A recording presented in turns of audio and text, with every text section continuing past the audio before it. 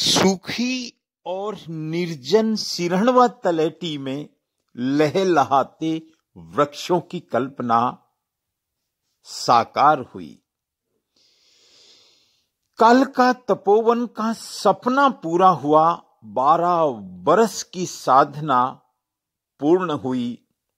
काल का तपोवन की वृक्षों की छाया में बैठेगा सिरोही का बेसहारा गौवंश। काल का तपोवन और निखरेगा जब पथमेड़ा के अधीनस्थ अर्बुदा गोनंदी तीर्थ में यहां गौवंश रहेगा। काल का तपोवन की ये कहानी बहुत अद्भुत है। एक सफल प्रोजेक्ट हम इसको सिरोही का कह सकते हैं। कैसे ये सफल हुआ, आज के इस वीडियो में आपको देखना चाहिए। यहां सेवा देने वाले वनवासी बंधुओं के भाव क्या हैं, वो भी आपको देखने चाहिए। बस एक 12 वर्ष की तपस्या का ये परिणाम है काल का तपोवन। देखिए, हमको इस काल का तपोवन को बनाने के लिए कुछ ऐसे लोगों की जरूरत थी जो इस जंगल में रह सके, और उसके लिए हमको मिले श्री उजमा राम जी गरासिया। ये उनका बेटा नारायण है, ये उनकी धर्मपत्नी है मोटी बाई, और इनका ये परिवार है जो यहीं रहते थे। यहीं रहकर काल का तपोवन की रक्षा करते थे, इनको पानी पिलाते थे, इनकी सफाई करते थे, और अपने हाथों से इन्होंने हजारों की संख्या में नीम लगाए, दूसरे वृक्ष लगाए।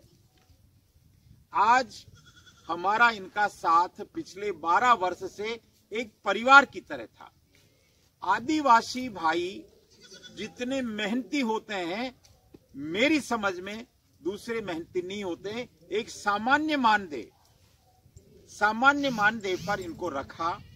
यहां ये रहते थे, यहां इन पेड़ों की रक्षा करते थे। काल का तपोवन का जो मैं आपको परिदृश्य दिखाऊंगा, लेकिन आज ये काल का तपोवन अर्बुदा गौशाला के अधीनस्थ है और इसका और सुंदर उपयोग होगा। अब यहाँ पर पूरे काल का तपोवन में गौ माता के रहने के घर बनेंगे, उनमें गौ माता रहेगी, और इस नीम नारायण के नीचे गौ माता विश्राम करेगी। ये सिरोही के लिए एक बहुत बड़ी उपलब्धि है। पर्यावरण के क्षेत्र में इससे बेहतर, इससे सुंदर, इससे सफल, इससे व्यवस्थित काम मैंने सिरोही में नहीं देखा, क्योंकि पर्यावरण के बहुत सारे प्रोजेक्ट चलते हैं, सरकारी प्रोजेक्ट और निजी प्रोजेक्ट। लेकिन निजी प्रोजेक्ट में जंगल बनाना ये वाकई में कठिन कार्य है। ये गोचर है अर्बुदा गौशाला का। मैं राजेंद्र नरू का, मुझे ये सौभाग्य मिला कि पहले दिन से लेकर आज तक और आगे भी इस मिशन से जुड़ा हुआ हूं, आगे भी जुड़ा रहूंगा, ऐसी मेरी ईश्वर से प्रार्थना है। इन भाइयों के बारे में तो मैं ये कहूंगा, अगर हमको एक और काल का तपोवन बनाना पड़े या बनाना हुआ तो इस टीम की फिर जरूरत पड़ेगी। फिर इस टीम को हम सह सम्मान बुलाएंगे। आज ये इस काल का तपोवन को खाली कर रहे हैं। इस बात का मुझे भी, चूंकि मिलने और बिछुड़ने का एक परंपरा होती है, इन भाइयों के साथ हम उठते थे, बैठते थे, बात करते थे, प्लान बनाते थे, और इनका जो भी मानदेय होता था हमारे आदरणीय पंकज गांधी जी देते थे। ये नारायण भाई है, यहाँ 24 घंटे रहता था। यहाँ देखिए, इस जंगल में जंगल बनाना आसान काम नहीं था, ये हम जानते हैं, और जो भी पर्यावरण से संबंधित लोग हैं उनको इस बात का मालूम पड़ता है। क्योंकि चोर मोर ढोर, यहाँ जब हमने शुरू में पौधे छोटे छोटे थे, किस तरह से रोजड़े आते, खा जाते। कुछ जो जंगल है तो जंगल में पशु आते वो खा जाते।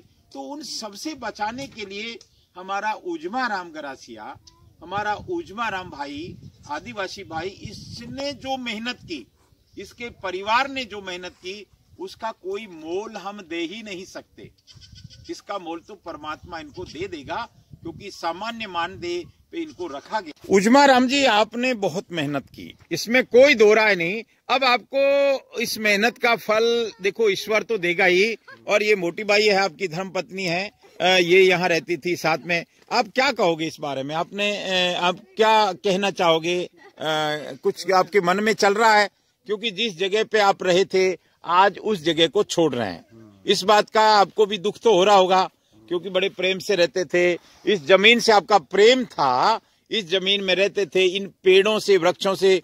और आपको एक चीज की जरूर चिंता रहती है कि यहाँ कोई पेड़ों को काट नहीं ले, क्योंकि काटने का डर तो रहता है, बहुत सारे लोग काट जाते हैं। मैं नारायण भाई, इनका बेटा है। नारायण जी, आप यहाँ रहते थे, आप कुछ कहो, क्या कहोगे?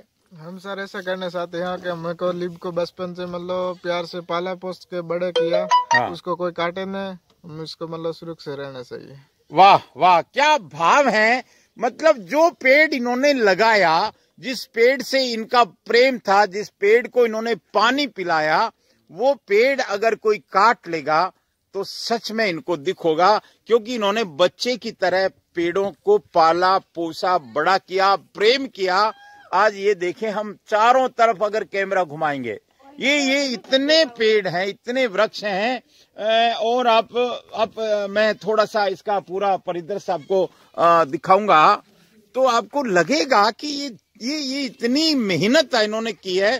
तो ये तो हम नारायण जी आपको आश्वस्त करते हैं, क्योंकि इसकी बहुत सुंदर फेंसिंग वापसी करवा रहे हैं, और इसमें गाय माता रहेगी, तो नीम नारायण को तो कोई काटने नहीं देगा। क्योंकि देखिए, जो काटते हैं उनकी अपनी मजबूरी हो सकती है, लेकिन अभी ये वृक्ष काटने योग्य नहीं है। इसलिए इस वीडियो के माध्यम से मेरा निवेदन भी है कि इन छोटे छोटे वृक्षों को नहीं काटें। और इसी के साथ मैं बात को विराम देता हूं। लेकिन जब भी हमको अगर किसी और बड़े प्रोजेक्ट में आपकी जरूरत होगी, तो पहली प्राथमिकता हम आपको ही देंगे। नारायण भाई, हमारे उजमा जी, और हमारी ये मोटी भाई, देखो कितनी मेहनत कर रही है। मोटी भाई, थोने कोई कहना है?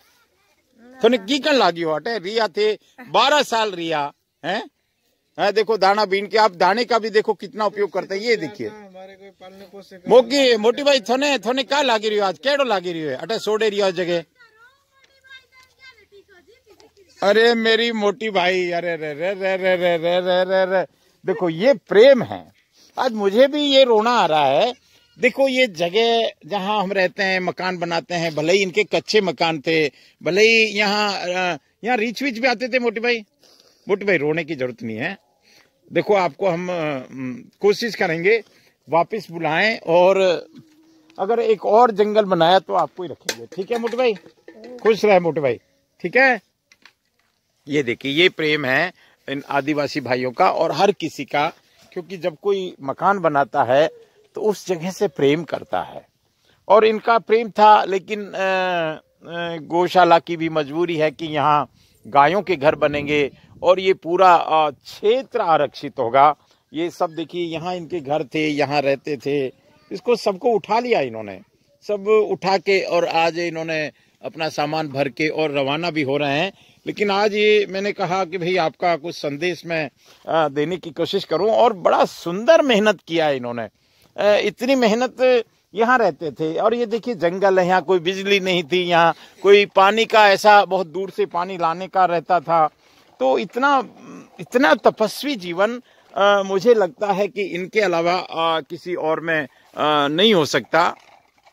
ऐसा दृश्य लगभग 400 बीघा में है। 500 बीघा का हमारी एक योजना थी, लेकिन 400 बीघा में इस तरह के हमने नीम नारायण की यहाँ चूंकि अच्छे पनपे हैं, और लगभग जितने लगाए वो सारे ही पौधे आज वृक्ष बन चुके हैं। अब इनको कोई काटे नहीं, ऐसी व्यवस्था बावसी ने भी की है। इसकी चारों तरफ बहुत सुंदर फेंसिंग होगी। आप देख सकते हैं कितने सुंदर वृक्ष हैं नीम नारायण के, और चारों तरफ दूर दूर तक ये इस तरह का नजारा हमको देखने को मिल रहा है। ये वो काल का तपोवन है जिसकी शुरुआत 5 जून 2011 को हुई थी, जिसकी शुरुआत 5 जून 2011 को सिरोही के हित में हुई थी, सिरोही के लिए हुई थी, सिरोही के पर्यावरण के लिए हुई थी, सिरोही के लोगों के लिए हुई थी। और कोई बस निर्मल भाव था कि ये वृक्ष लगे और एक सफल प्रोजेक्ट किस तरह से हम पेश कर सकें कि वृक्षारोपण का कार्य इतना कठिन नहीं है, इतना मुश्किल नहीं है, इतना असंभव नहीं है। बस उसके लिए एक धैर्य की आवश्यकता होती है।